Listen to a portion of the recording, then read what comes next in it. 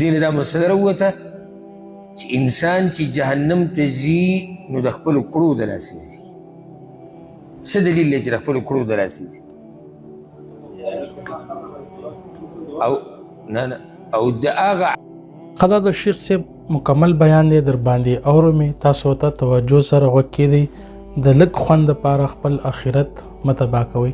نو راځئ چې ټولې په شریکه باندې دا بیان وورو. دې نه دا مسله راووته چې انسان چې جهنم ته ځي نو د خپلو کړو د لاسه ځي. څه دلیل دی چې د خپلو کړو د لاسه ځي؟ او د هغه عمل نه مې ساته او د هغه وینا نه چې جهنم ته نږدې کول کوي. الله رب العزت چا لره هسې جهنم ته نه نږدې کوي. دا خو بیا ظلم شو والعیاذ بالله چې څوک هم جهنم ته ځي دی به حقدار وي د هغې په انصاف سره به ځي، او چې څوک هم جنت ته ځي دی به د الله په رحم سره ځي.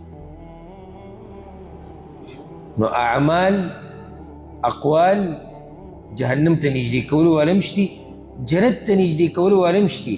مخکې ستا مرضي د ښه پوه سړی ریال او روپۍ او درهم او دینار او ډالر کې داسې فرق کوي چې تپوس یې مه کوه. نو په دې کې به ته فرق نشي کولی چې کم عمل ما جنت ته نږدې کوي او کم عمل ما جهنم ته نږدې کوي.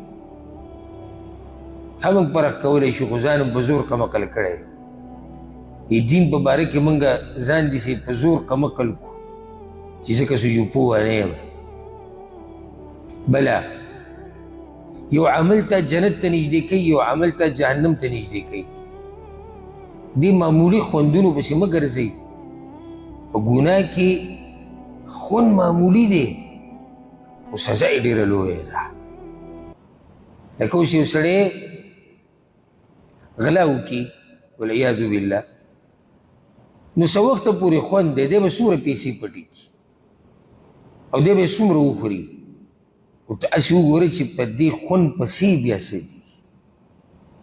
یو سړي دوکه دړاکه وکړه په تجارت کې، د چا نه پیسې ووالي،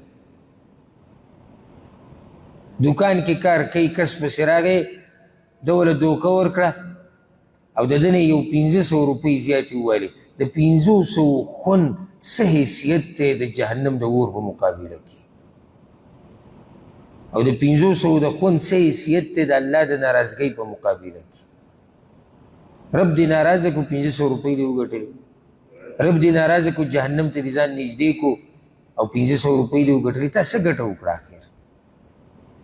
هغه سړی چې زنا کوي والعیاذ بالله، یو 100 منټه خوند، یو 100 منټه دنیا کې رسوایی او ذلت چې کله په ده باندې حد قایم شي، دې سزا ته وګوره، بیا د آخرت هغه سزاګانې وګوره. نو مه کوئ داسې چې د یو څو د یو معمولي وخت د خوند دپاره خپل رب ناراضه کوي او د همیشه ژوند هغه تباه و برباد کوي. ورسره د دنیا ژوند هم تباه کېږي د ګناهونو سره، د دنیا ژوند هم تباه شي. واسألك ان تجعل كل قضاء قضيته لي خيرا. اے الله زه ستا نه سوال کوم چې تا زما دپاره په تقدیر کې کومه فیصله لیکلې ده هغه زما په حق کې بهتره او غوره وګرځوه. هره فیصله چې تا زما دپاره په تقدیر کې کړې ده نو زما دپاره خیر والا وګرځوه. په بل تعبیر سره داسې وایي. دلته یو سوال زړه ته راځي، په دې حساب زړه ته به راغلی که نه وي؟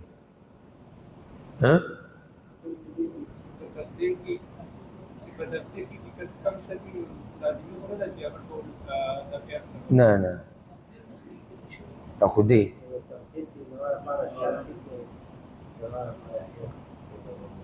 نو سوال څه زړه ته نه راځي، تاسو خو ما ته وضاحتونه کوئ.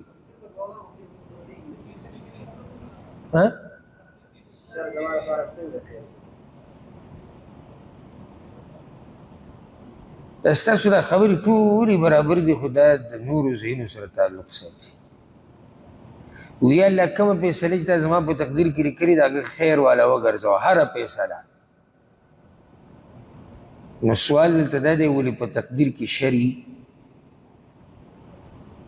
سوال دا دی چې موږ خو په مخه دا وایو چې الله څه لیکلي به یې کې خیري. نو دلته دی څنګه الله ته سوال کوي چې یا الله څه چې دې زما په نصیب لیکلي دي هغې کې هره فیصله خیر والا وګرځوه ولې شر والا پکې شتي سوال دا راځي تقدیر خو ټول خیر والا دی نو جواب د هغې دا دی چې ګوره تقدیر ټول خیر او خیر دی په نسبت د الله تقدیر ټول څه دی خیر دی په نسبت د انسان په بعضو خبرو کې ظاهري شر او غم مصیبت دی د انسان په نسبت د الله په نسبت لکه یو سړی دی د هغه په تقدیر کې لیکلی شوي دي چې دی به بیماریږي اوس په نسبت د الله دی کې خیر دی ځکه چې په دې به دې ګناهونه ریږي په دې به دې الله سره چې ملاقات کوي نو صفا سوتره به میلاو شي د ګناهونو نه په دې سره د مرتبې اوچتېږي په دې سره دی که بیمار شوی نه وی د په دې وخت کې څه ګناهونه کول لوی الله د هغې نه بچ کو بل یو مصیبت پرې روان و الله د هغې نه بچ کو اوس په نسبت د الله دې بیمارۍ کې څه خیر په نسبت د دې انسان شر دی ځکه چې موږ خو ظاهرې ته ګورو که نه موږ خو ظاهره کې ګورو چې سړی په کټ کې پروت دی خوځېدی نه شي خدمت نه شي کولی خپل نو دلته دا مطلب دی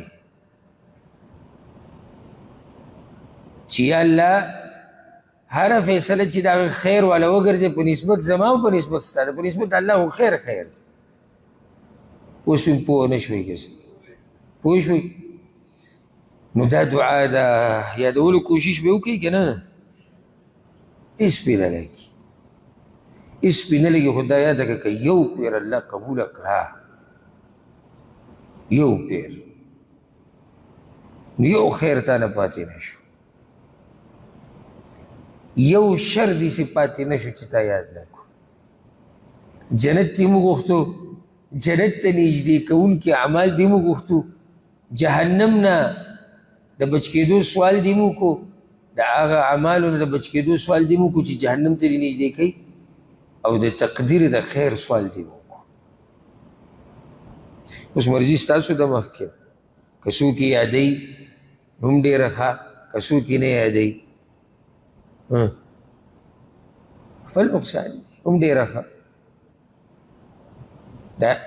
دا دعا خو د الله نه غوښتی کېږي ستا په نه یادولو د دې دعا څه فضیلت خو نه کمیږي که نه دین ته نقصان دی که نه ما ته نقصان دی یو سړی وایي چې یاره زما ده سره نه لګي نه یادوم چې زه پرېږدي دله نقصان ورکړم ماله به څه نقصان راکړي که ته یاد نه کړي هېڅ نقصان ځان له به نقصان ورکړي دا د شیخ صاحب قیمتي بیان چې تاسو واورېدلو ډېر اهم او ډېر ضروري بیان و ملاویږو په یو نیکسټ ویډیو کې په یو نیکسټ ټاپک سره امید کوو چې دا ویډیو به ستاسو خوښه شوې وي السلام علیکم ورحمت الله